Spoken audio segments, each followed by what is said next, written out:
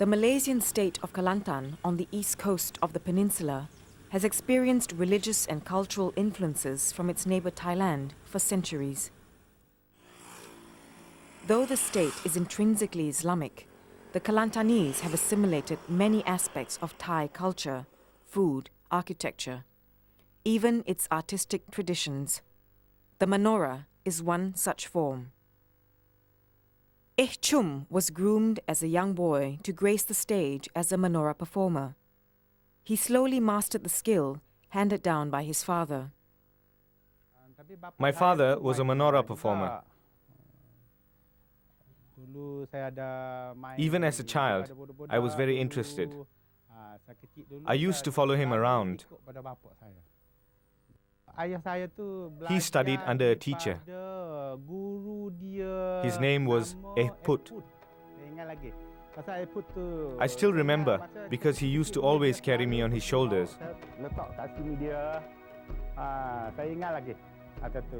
The name of his troupe was Manora, Eh Put. Manora is rooted in shamanism and Thai Buddhism. It is a form of stylized ritual dance performed with singing and the staging of mythical stories. Manora literally means a state of constant movement, of action, like a bird which settles on a tree, only to move on. Having absorbed elements from other Malay folk arts, Manora is a prime example of cultural, religious and artistic fusion in Malaysian folk arts. Its precise origins are unrecorded and obscure. It shares stylistic attributes with the Thai lakon chatri and is believed to have entered the Malay peninsula from the north over 200 years ago. Eh Chom began his training very early. At the age of 14, he was already an apprentice. The songs and dance movements of Manora require many years of practice. Flexibility of the hands is a distinguishing factor of how good a Manora performer really is. Every morning, before we brush our teeth, we had to practice our hand movements to make sure that we got it right. Ini tangan kita, dia buat macam ni, dia letak macam tu, pas dia betulkan tangan kita nak letak ni. Letak ini, nak tangan kita ni letak. Dulu saya sini Before, tangan saya sampai. I used to be very flexible. Dulu. Sekarang tak sampai dah, tapi tak sampai pun tak jauh lagi. Ini macam boleh tengok. I'm not as flexible now, but I can still go halfway. Manora's creation myth gives it a strong shamanistic base. The myth ascribes Manora's creation to Messi Mala, a mythical Thai princess and female shaman. Inspired by a vision of the gods dancing in the heavens, she created a dance form that was divine and spiritual.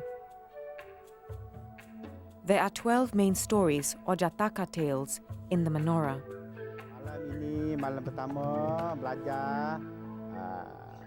For example, we learn 2 or 3 dances at a time. Then, it's the next tree. Every night, we go through them over and over again until we have learnt all 12.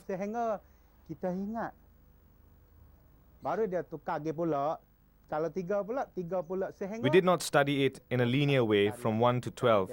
Otherwise, it would have been too difficult to remember. When he was 30, he started his own troupe called Eh Chom Cahaya Bulan. His fame extended and crossed borders into Thailand.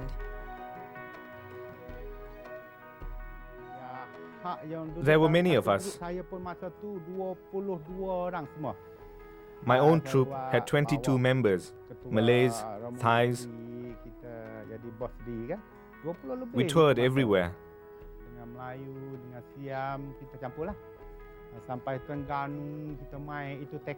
This was before the invention of television.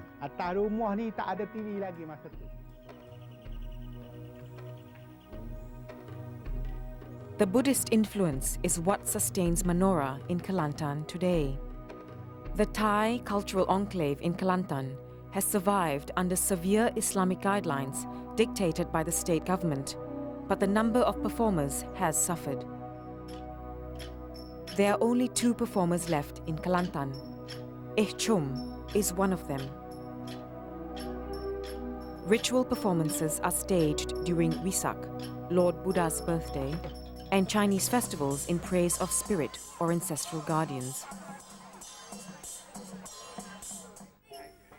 We find Manora being performed at one such village celebration.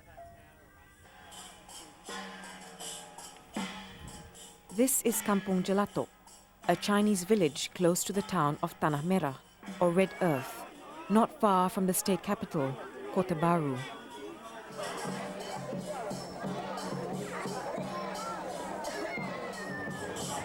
This 2-day ceremony is done once a year to appease ancestral spirits.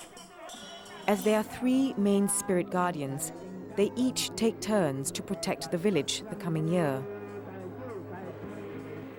As the guardians are brought out, bad luck and evil spirits are banished from the village.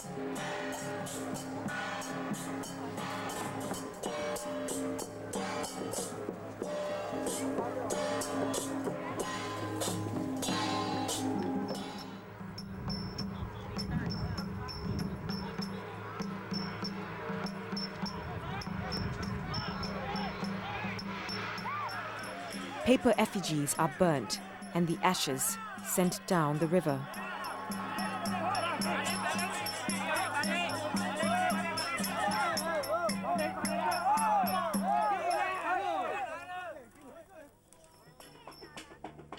The Manora is performed during the ritual as it serves to entertain the gods before they are returned to their resting place.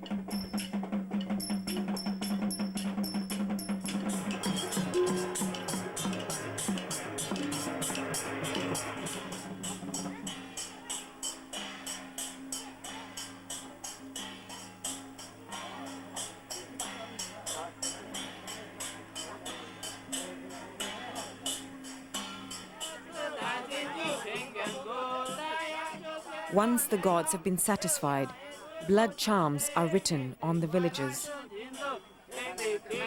Women and children of all ages stand in line to receive blessings from their ancestral gods.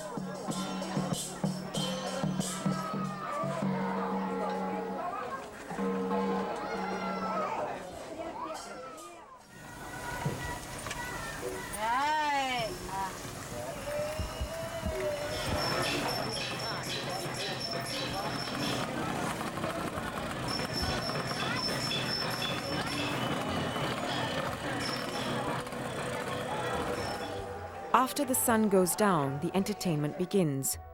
Eh Chom and his troupe are the main act. Part of a Menora performer's aura of mystique is enhanced by his makeup. It is highly ritualistic as it includes prayers and chants.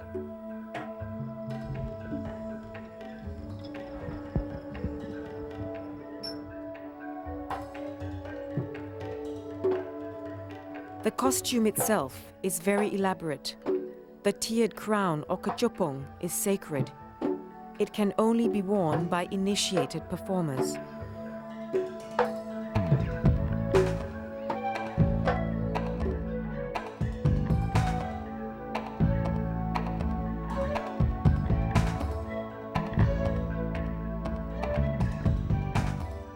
A length of red cloth is pleated to become a pair of trousers.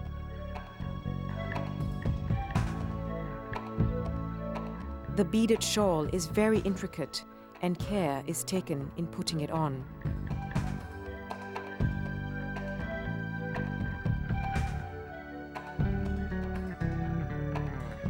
The tailpiece and curved fingernails all give the impression of a mythical bird, the Nok Nisi.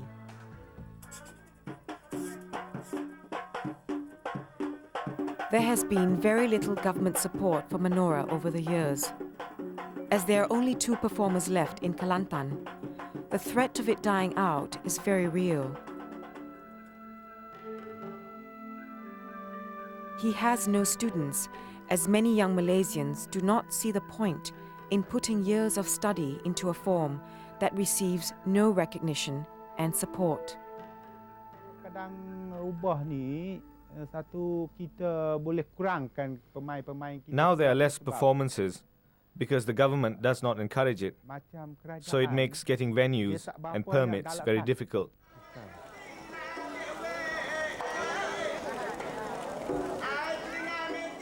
Itu pertama. The performance in Tanah Merah was my first performance of the year. I have one more in 6 months' time, twice a year.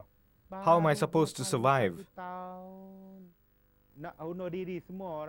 This is where Manora performers retreat. When we cannot get permits, even for Chinese ceremonies, it's discouraging. Kerja-kerja tokong, apa sembahyang Cina. Dulu sembahyang Cina 1 tahun Pak Eh Chom ada main 17 kali. I used to perform at least 17 times a year, then at least 10 times.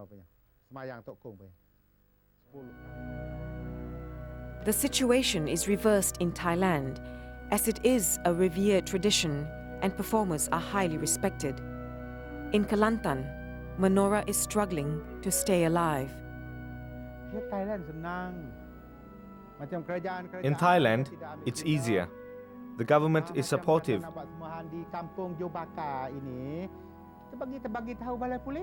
Not like Kelantan. Here it takes months just to get a permit. It's just too frustrating.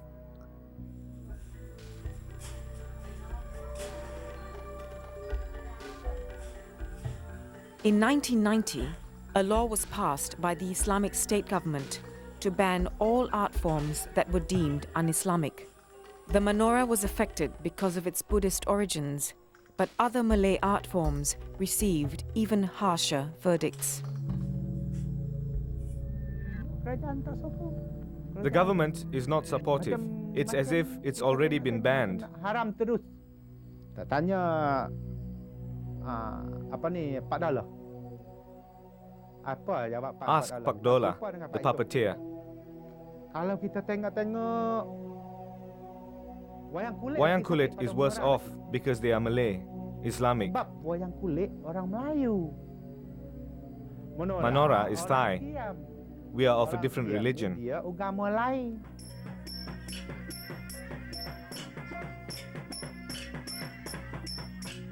Eh Chom takes the stage.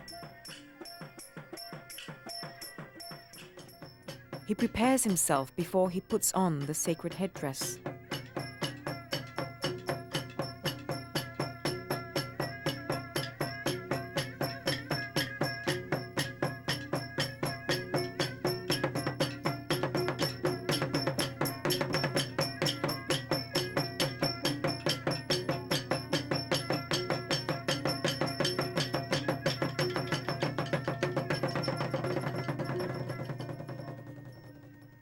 The repertoire comprises a series of dances by the main performer, who depicts the mythical Kinari, or bird maidens. The floor patterns are circular, or figures of 8. Footwork is important, and outstretched arms with bent fingers are a constant feature. A Menora performance may last several hours before the story is told. We are Thai, but when we perform, we sing in Malay. Tapi bila kita cakap, tak boleh cakap Siam. Kita kena cakap Melayu. Tonight's performance is more for entertainment, as the villagers are celebrating their communal event. Every time we begin a performance, we have to say prayers to consecrate the stage. We also have to pay respects to our teachers before we begin.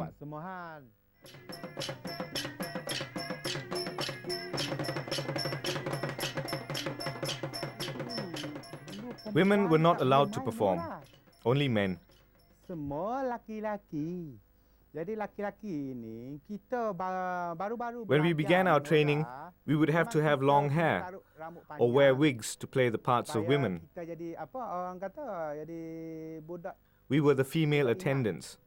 Only men were allowed then.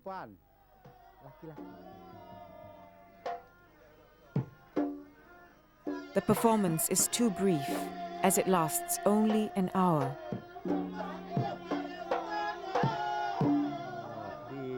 I was dissatisfied with the performance in Tanah Merah because it was only halfway. There was too much singing.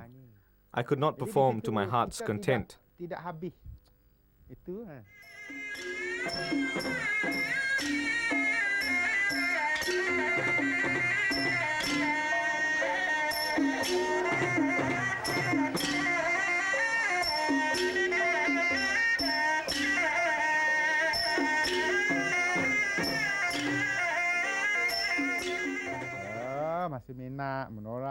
Yes, I love the form.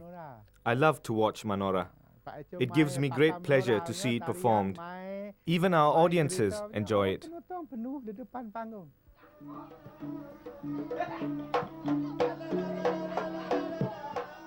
Performances such as this are a compromise of sorts, as the audience expects to be entertained.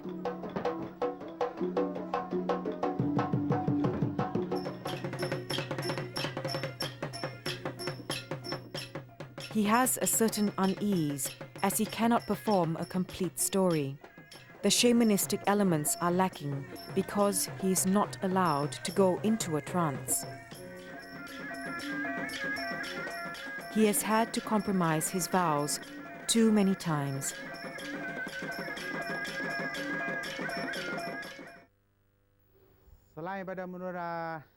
Apart from Manora, I do traditional village charms. Eh Chom now makes his living as a bomo, or a purveyor of traditional charms and cures. It is a lucrative living as he has harnessed his magical knowledge to create effective and powerful cures. His fame as a bomo has now surpassed his name as a performer. Belajar bomo ini kita 5 guru. I had 5 teachers. 3 have died. Only 2 remain. Now, my knowledge of charms surpasses my knowledge of Manora. It's more difficult to master. Thai magic has a reputation of being very powerful in these parts. A potent charm can be a force to be reckoned with. Sometimes people try to charm others by making them sick, intentionally, insane.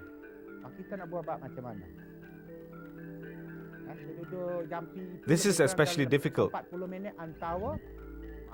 We need to chant for 45 minutes. This has to be done 3 times.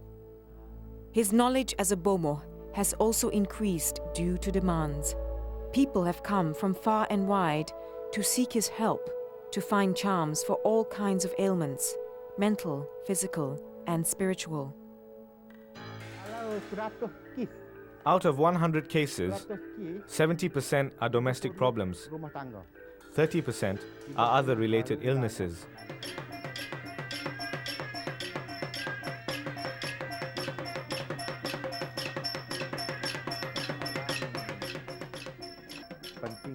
Now, my bomo work is more important.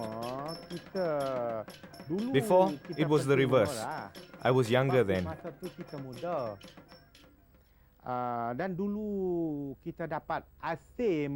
There was a demand for Manora every month, every year.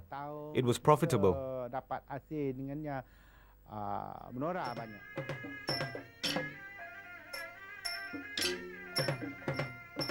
Eh Chom has 4 children. None of them are interested in learning Manora.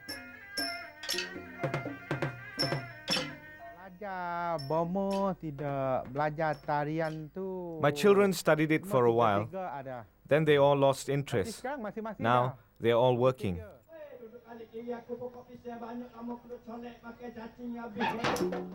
Eh Chom's charisma and stage presence have made him a sought-after performer.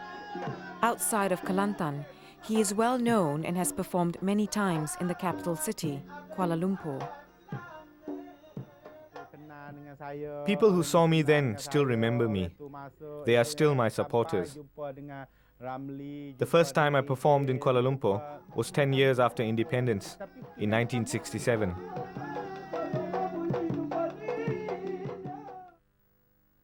His performance in America is one that he remembers fondly. We only performed for 6 minutes. I sang. It takes longer than that for me to put on my costume.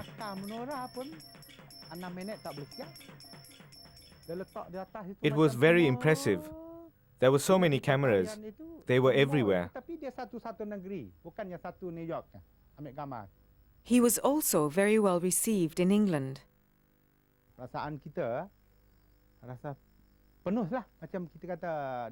The performance was very fulfilling, exciting, and the response from the audience was amazing. I really can't describe it.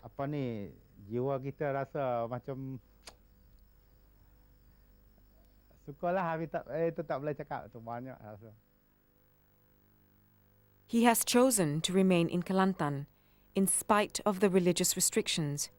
His heart is here, and life has to go on. His musicians are still loyal to him, and he has the reputation of working with some of the best in Kelantan. Even if I don't perform, my headdress, musical instruments, no matter how valuable they are, I will never sell them.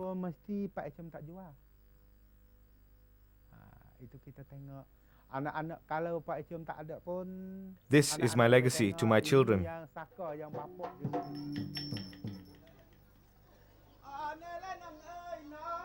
When he dies, he will take his knowledge with him, and the tradition of Menora in Kelantan will probably draw to a close.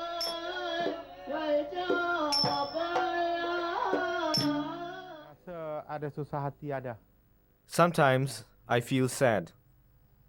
Sedih sikitlah, sedih. Bukan sedih apa? Sedih keadaan kita rasanya kita sekarang kita sudah umur I am 56 years old. I do not have much time left. Berapa hari lagi kita ada kat sini? Kita mati ya. Mati. If I die, no one else can ever replace me. Ever. Bukan kita puji, bukan kita angkat kita, bukan.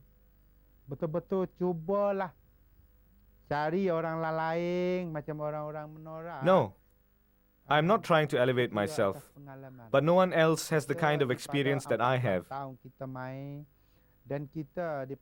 I have been performing since I was 14. I learnt from my father. He is grateful for the fact that he is healthy and does not suffer from any ailments.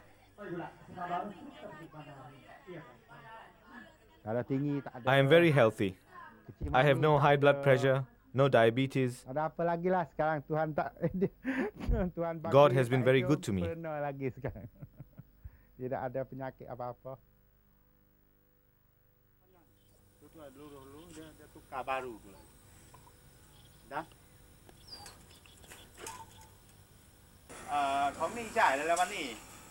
His life now is simple, uncomplicated. Eh Chom has accepted his life for what it is, not for what it could have been.